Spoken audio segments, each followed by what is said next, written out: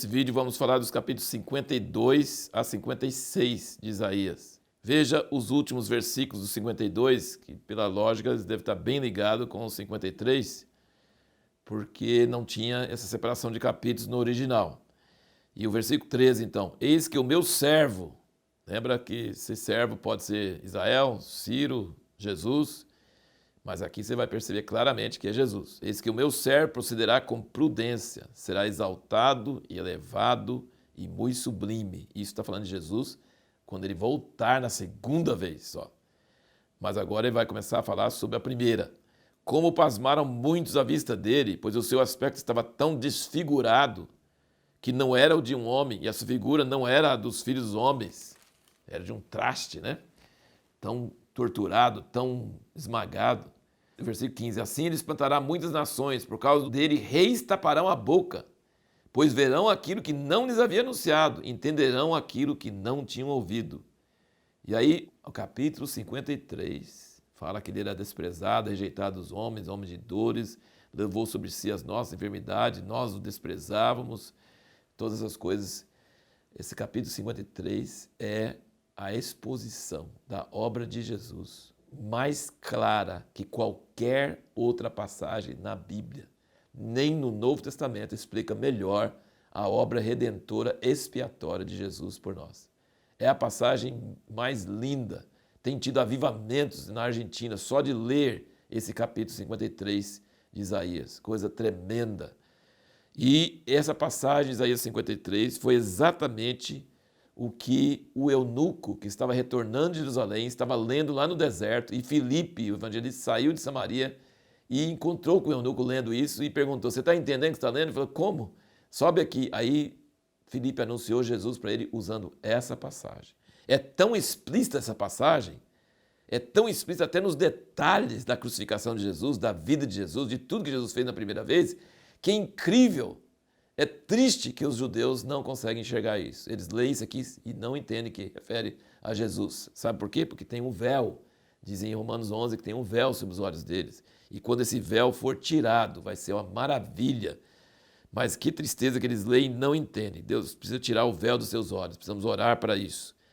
Aqui diz o seguinte, resumindo, que Jesus sofreu injustamente. Ele não mereceu o sofrimento que ele teve. Ele era inocente, mas ele foi morto, torturado, crucificado injustamente pela vontade de Deus. Deus quis que ele fizesse isso. Não é os judeus que são ruins, não é os romanos que eram ruins. Eles eram ruins mesmo, tal, mas era a vontade de Deus, porque ele veio pagar nossos pecados. Ele morreu em nosso lugar. E no fim do capítulo não fala assim, ele ressuscitou, não fala isso. Mas é bem claro que ele ressuscitou, porque ele diz no versículo 11, ele verá o fruto do trabalho da sua alma e ficará satisfeito.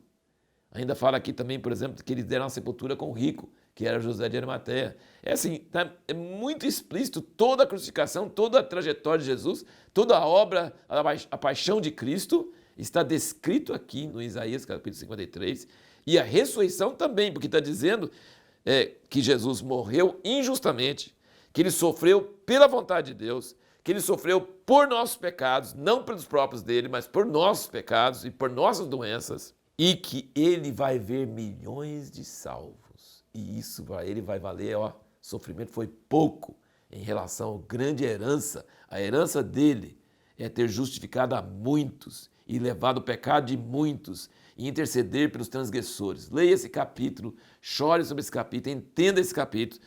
E isso, como eu disse, o fim do capítulo 52 vai junto com o capítulo 53. Maravilhoso. No capítulo 54, duas vezes aparece nossa palavra recede. No versículo 8, fala assim, no ímpeto de indignação escondi de ti por um momento meu rosto, mas com benignidade eterna me compadecerei de ti. Isso é recede. Diz o Senhor o teu Redentor.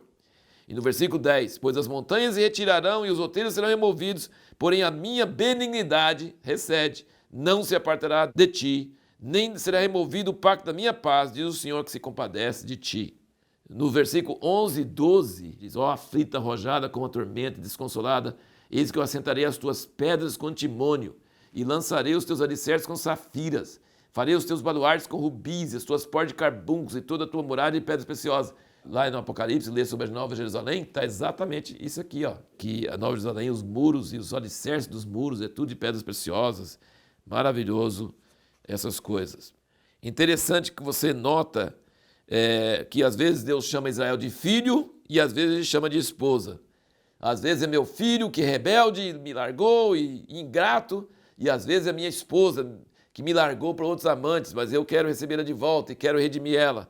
Mas em todos os casos, como filho ou como esposa, ele está baseado numa aliança que é da parte dele, né? Quem é pai nunca vai deixar de ter o filho, nunca vai deixar de considerar o filho como filho, e quem é marido, que ama com o amor de Deus, nunca vai deixar de chamar a esposa, mesmo que ela largou ele, mesmo que ela traiu ele, ele fala que o amor dele é eterno e que teve ira por um momento, mas vai usar recede e aliança. Então, todas as duas coisas estão chamando de aliança. No capítulo 56, versículos 4 e 5, tem uma promessa para os solteiros, para aqueles que nunca casam, para aqueles que se chama de eunucos, que não têm filhos, mas que Deus vai dar para eles uma herança e um nome, uma memória melhor do que filhos. Uma promessa muito grande para aqueles que não têm filhos, que são solteiros pela causa do Senhor.